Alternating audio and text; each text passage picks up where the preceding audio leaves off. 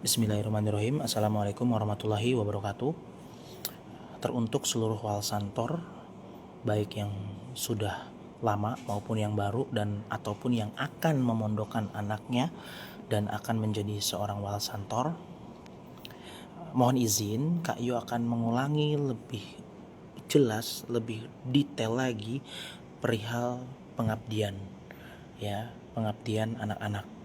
Mungkin kalau kemarin masih setengah-setengah, yang ini UY akan menyampaikan lebih detail, lebih jelas sesuai statement. Ini statement UY ya, bukan bukan apa kata pondok, tapi ini sesuai pengamatan dari setiap tahun yang terjadi kepada anak-anak ketika sudahlah lulus.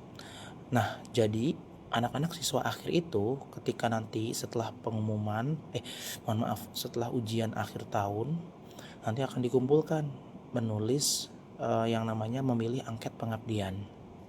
Nah, angket pengabdian ini akan ada 3 pilihan saja. Yang pertama, sebagai Ustadz Gontor.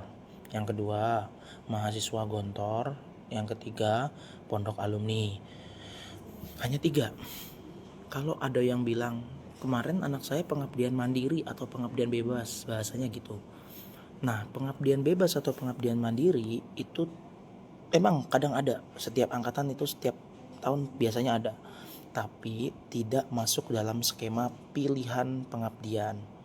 Makanya kalau mau dapat pengabdian bebas atau mandiri itu sifatnya bejo-bejoan. Nah, kembali lagi, bukan berarti jangan berpikiran anak-anak yang lulus yang ngabdi di pondok mandiri pengabdian bebas atau mungkin yang di Unida atau mungkin yang di pondok alumni berarti yang nilainya kecil. Enggak. Jadi memang hal-hal seperti itu tuh benar-benar diacak juga. Dan bukan berarti yang ngabdi jadi Ustadz Gontor yang nilainya bagus semua, enggak juga. Ada juga yang kelas bawah jadi Ustadz Gontor, cuman memang dia berpotensi atau berkompeten untuk mengabdi di dalam. Seperti itu. Jadi jangan merasa kecewa, tenang aja. Nah, nanti hasilnya itu bisa dilihat ketika anak-anak selesai pengabdian dapat yang namanya ijazah. Nanti predikatnya atau mumtaz, jahid jidan atau jahid atau makbul. Nah, pengabdian itu wajib hukumnya. Ya, pengabdian itu wajib hukumnya.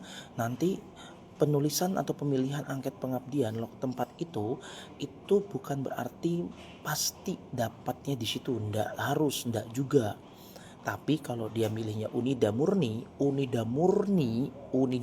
sekali lagi ya, Unida murni atau mahasiswa, 95% dapatnya di situ. Nah, terus kalau pilihannya fakultas kapan Ustadz? Itu nanti ketika Syawal balik ke Unida akan ada pemilihan angket lagi, dan itu dibahas di VT lain ya, bukan di sini. Ini fokus ke pengabdian. Nah, itu kalau Unida murni. Tapi kalau bisa nggak Tat? Uh, anak udah milih Unida tapi ternyata dapatnya di pondok alumni atau di pengabdian bebas. Ya, bisa terjadi. Tapi kemungkinan kecil, kemungkinan besar tetap dapat Unida. Kalaupun memang nanti dapatnya pondok alumni tapi anak yakin pengen terus di Unida sama orang tua mengizinkan, meridoi, merestui, pengajuan pindah sangat bisa.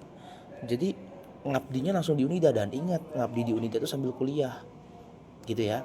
Jadi sebenarnya agak rugi sih kalau ngabdi di Unida cuma setahun, itu tetap bayar. Mau ngabdi setahun atau sampai S1 tetap bayar. Biayanya awal tahun, biaya daftar ulang per semester, biaya asrama nginep, asrama makan itu tetap bayar. Kurang lebih demikian. Kemudian kalau misalkan dia dapatnya Ustadz, misalkan dapatnya eh, di di Unida tapi pengennya di pondok alumni atau pengabdian bebas. Nah, ya bukan berarti nggak bisa pindah, cuman diusahakan. Silakan izin ke pihak Unida, bukan ke pihak pondok. Biasanya nanti ada yang ngurusin, nanti pihak Unida yang pengajuan pindah, dan pastinya harus disertai alasan yang lengkap, alasan yang detail, alasan yang jelas. Udah Ustaz tapi nggak makbul. Sebenarnya bukan nggak makbul, kalau mau berusaha pasti makbul, karena beberapa fenomena yang terjadi awal-awal nggak makbul, ngajuin lagi, nggak makbul, ngajuin lagi. akhirnya makbul. Nah nanti akhirnya jadi sifatnya nanti masuknya pengabdian pondok alumni atau pengabdian bebas.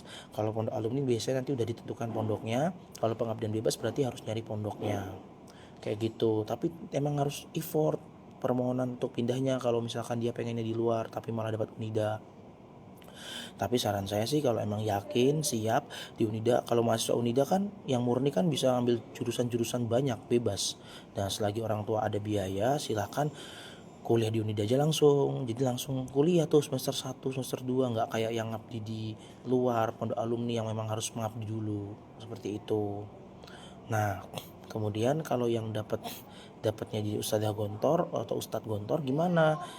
Ya itu nanti kalau emang milihnya sana, kalau emang anaknya berpotensi dan cocok layak di pondok jadi Ustadz Gontor ya alhamdulillah.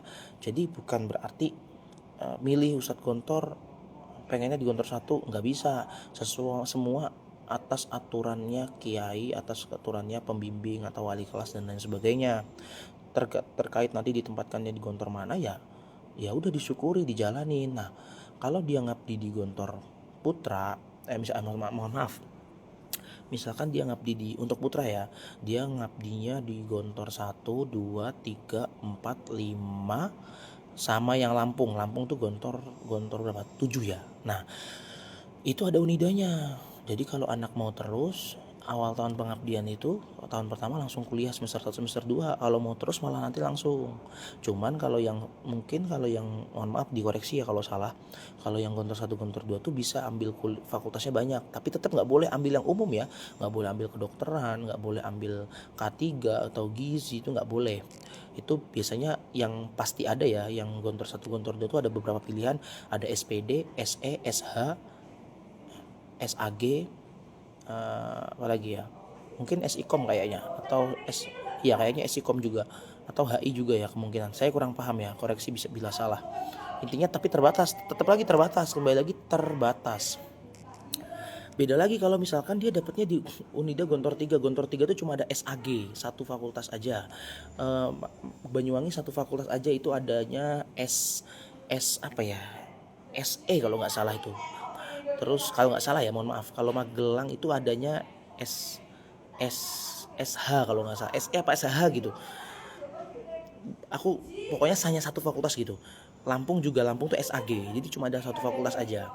Nah itu kalau nerus ya udah kuliahnya ditanggung pondok. Kalau itu dia nggak kuliahnya di Unida tapi ngajar di pondok, nggak perlu bayar SUKT dan lain sebagainya, itu ditanggung pondok kalau di pondok Gontor tersebut. Kalau yang putri itu yang ada Unidanya hanya dalam Jawa, GP1, GP2, GP3 yang di Mengawi itu ada beberapa fakultas ya, yang pasti SPD